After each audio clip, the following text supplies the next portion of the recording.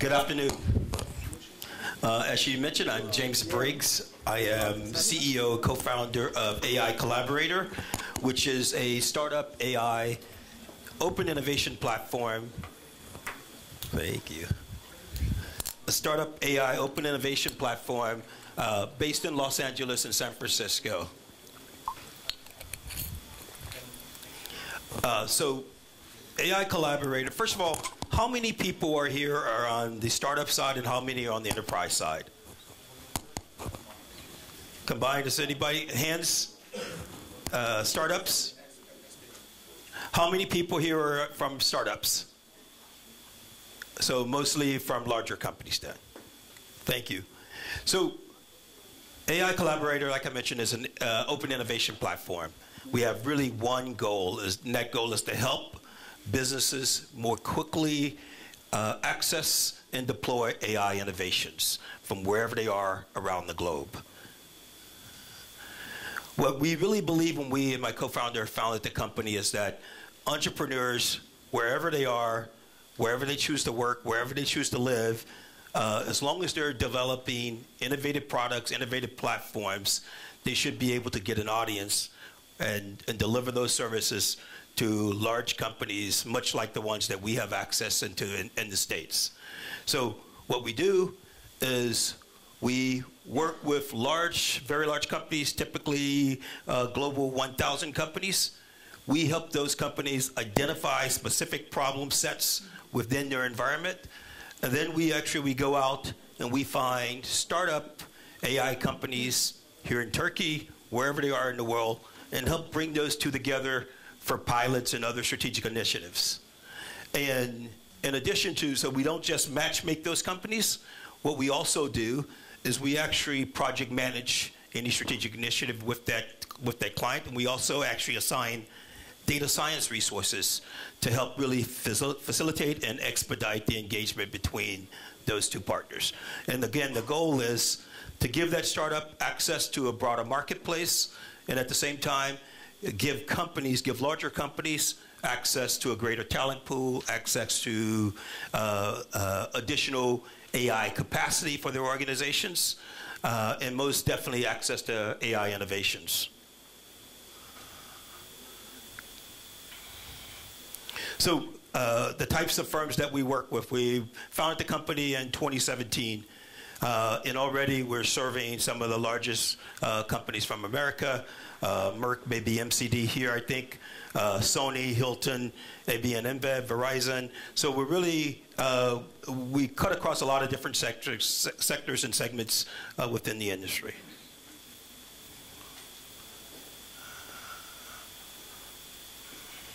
So what caused me to fly 7,000 miles, nearly 7,000 miles, lose a lot of sleep, and get up here and speak to you guys.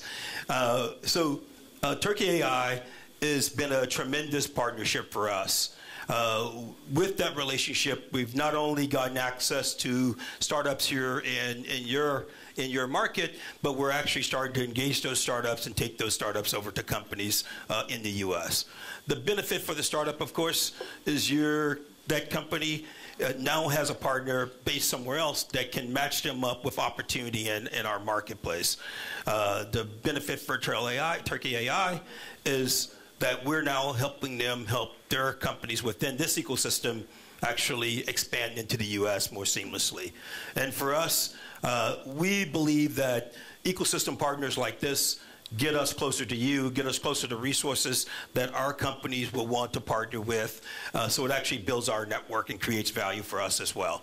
So we spend a lot of time, I'll show you a slide a little bit later that actually touch on some of the other partners that we have around the world that are more quickly helping us to access resources. One of the examples I'd love to give is that a couple months back in November, the government of Hong Kong approached us and said, hey, we need a top-notch data science speaker to come over to a show in a couple weeks and present on our behalf. Within 3 hours, we had the head of Capital One, which is a big bank in the US. We had their data science lead committed to going over to Hong Kong to deliver that presentation. The reason we're able to do that so quickly is this ecosystem that we're building and being able to reach out to partners like Halil here in Turkey, but other partners around the world, work on their behalf, get them resources that they need, and as a result, they help us access their ecosystem within their countries and within their markets.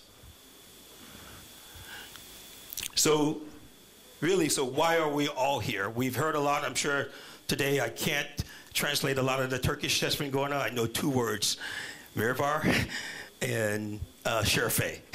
So I can say hi, then I can have a drink with you.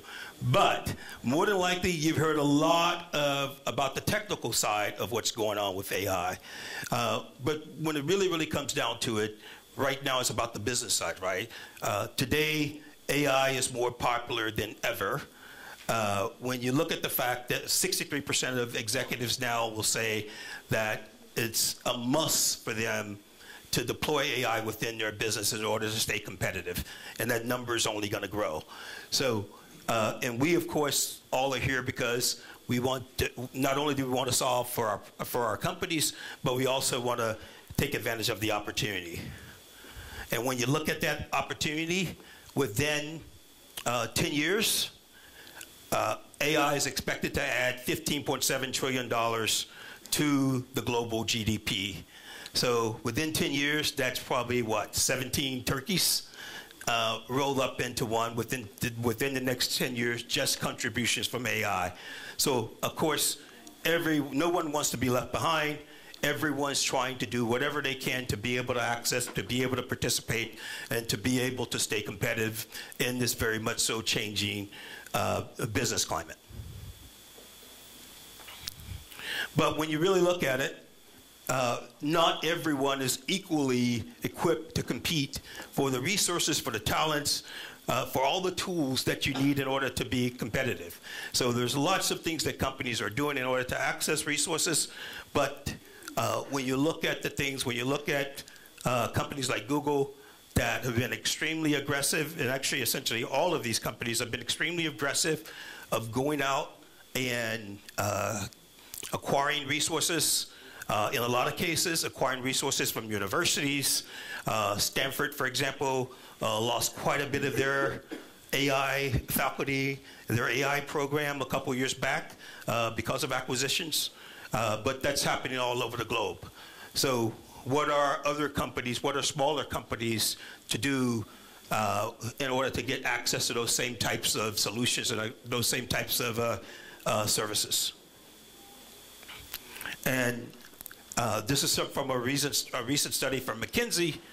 At the end of the year, 42% of companies, executives now, say that lack of skill, lack of talent is one of the major issues for them in deploying AI.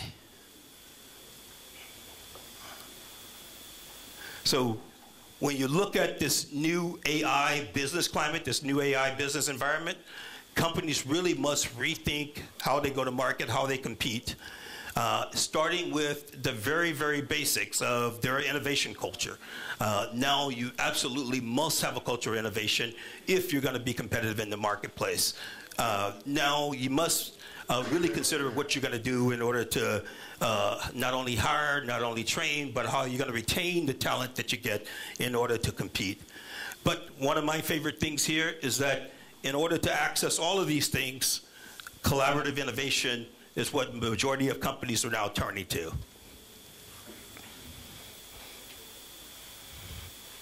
So, much like Gartner there, we believe that the future of AI is in the hands of the startups. So most definitely, when you even consider the things, when you consider the Googles, the Apples, the whatever the name of the big company, the vast, I shouldn't say the vast majority, but quite a bit of what they've done in order to get where they are, in order to get the lead that they have in the marketplace, is really going out and acquiring startups. So there's a tremendous amount of opportunity still within the startup environments. Startups are built for speed. Startups are much more agile, and startups are very, very focused, tend to be very, very focused on their problem sets. And so all of that create opportunities not only for those startups, it creates the opportunity not only for the larger companies, but it can create opportunity for your business, my business, everyone's business. So what AI Collaborator's done, we've actually built a network of over 1,500 AI startups from around the world.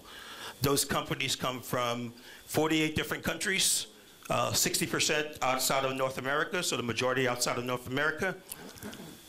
And they come from different disciplines, but overall, all have very unique AI innovations that are built on their own technology, their own patents, their own way of solving problems.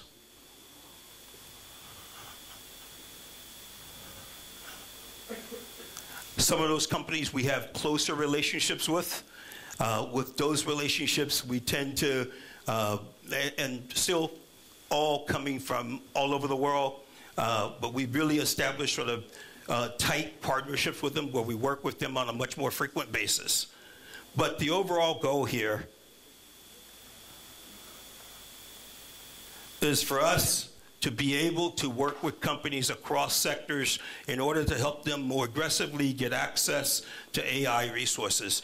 So we don't try to be all things to all people in all sectors of their companies. So we spend a lot of time working on the customer journey. So if you look at a marketing company, if you look at anyone that want to engage a consumer, better understand that consumer and their behaviors, we're spending a lot of time working, helping those companies now think about how AI can be applied to help them more quickly, more cost effectively, understand that audience, and how to get that audience, how to better serve that consumer.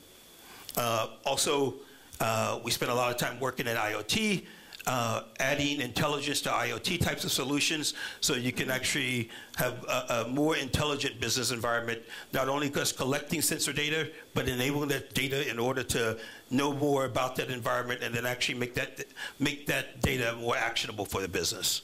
And then also operational transformation. So if you look at your industrial types environments where companies are trying to solve problems in those areas, trying to get a better sense of performance and things like that, we're helping companies deploy machine learning, deploy computer vision, technologies like that to be able to better transform those environments to make them more actionable as well.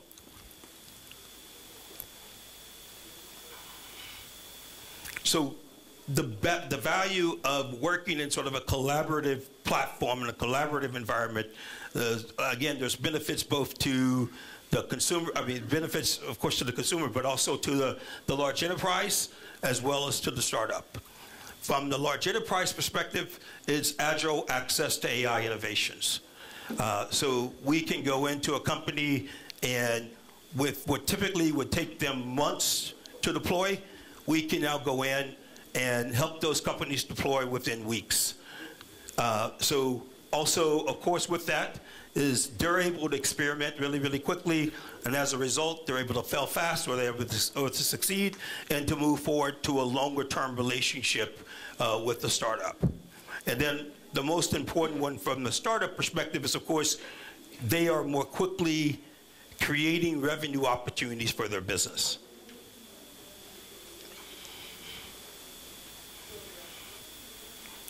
Some of the other partnerships and from an ecosystem perspective that we're working with around the world. So folks like Hong Kong, I mentioned earlier, Enterprise Ireland, the Japan Trade Association. This has been one of the very key ways that we've actually been able to most quickly build up that network of startups that we're working with across the world. Lots of different groups will approach us to now come to their marketplace, help their companies get onto our platform so that we can start to partner them up with opportunities within our market and around the globe.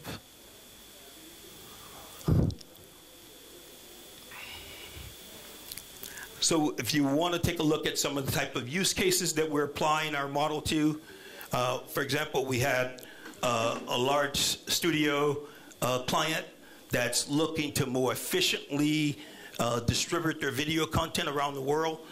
We've all seen the rise of streaming services. Studios, of course, have to manage their content, distribute that content, package it, and customize it for those markets that the content is ultimately going to. we were able to help this provider within weeks connect with a Finnish company, and now they're up and running.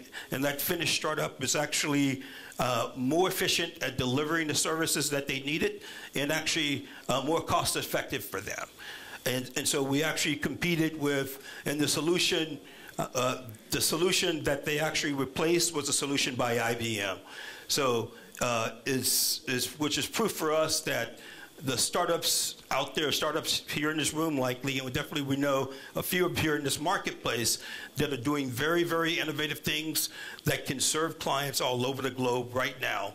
And so that's what we're helping them do with these types of executions. We have another example is a leading CPG dairy brand that was spending millions of dollars on research, trying to better understand who their audience was. We brought them a predictive analytics startup from Colombia that had an amazing platform that was already serving top brands like Unilever all over the world. We brought them to this company, and now that company is extremely happy, not having to spend those types of dollars any longer and working with a strong AI provider that they can now build an ongoing relationship with.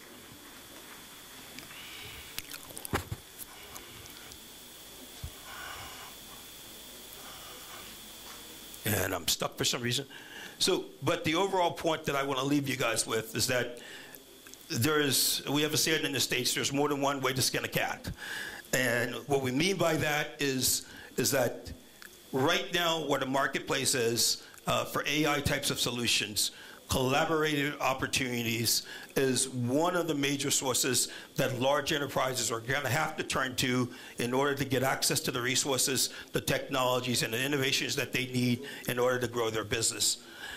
In addition to that, when you look at it from a startup perspective, if you're a startup company and you're trying to figure out how do you scale your business, you don't really want to leave your country, your market in order to do that. There's platforms like ours where you can actually partner up with that will be able to help you more quickly get access to market opportunities or opportunities outside of your marketplace to help you grow your business as well. When we work with startups, we not only do we try to help those startups, we're entrepreneurs ourselves, we also understand that funding, access to talent yourself, access to partnership relationships are things that are important to you. We also try to help those startups gain access to those types of resources as well. With that, I will take any questions or I will turn it over to the next speaker. Thank you for your time. If you do want to connect afterwards, feel free to get my card. We're always looking for more startup relationships to partner with. We have lots of great opportunities from a enterprise perspective that and problems that need solving. Thank you for your time.